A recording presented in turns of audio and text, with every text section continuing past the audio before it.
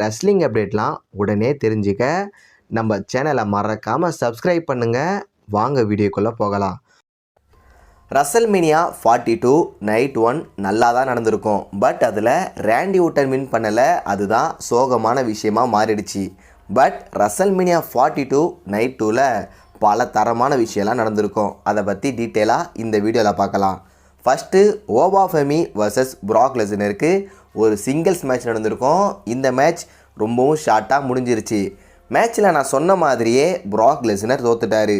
ஆனால் இந்த மேட்ச்சில் ப்ராக் லெஸ்னர் ரிட்டையர்மெண்ட்டை அனௌன்ஸ் பண்ணுவாருன்னு யாருமே நினச்சி கூட பார்க்கல. அப்புறம் ஐசி டைட்டிலுக்கான லேடர் மேட்ச் தரமாக நடந்திருக்கும். இந்த மேட்ச்சில் பென்டா வின் பண்ணிட்டார். சாமி ஜெயின் லாஸ்ட்டாக எதுக்கு ஸ்மாக்டவுனில் யூஎஸ் டைட்டிலை வின் பண்ணார்னு தெரியல. எதுக்கு இப்போ ரசல்மேனியா 42ல் ட்ரிக் வில்லியம் கிட்ட தோற்று போனார்னு தெரியல.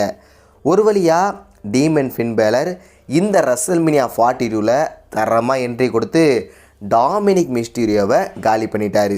ஃபைனலாக மெயின் இவெண்ட்டில் ரோமன் ரெயின்ஸ் vs சிஎம் பங்கான டைட்டில் மேட்ச்சில் ரெண்டு பேருமே தரமான பர்ஃபார்மன்ஸ் கொடுத்துருப்பாங்க.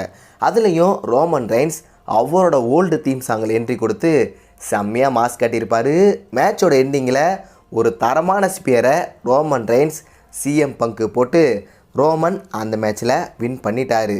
ரசல்மேனியா 42ல் உங்களுக்கு பிடிச்ச மேட்ச் என்னென்னு கமெண்டில் சொல்லுங்கள்.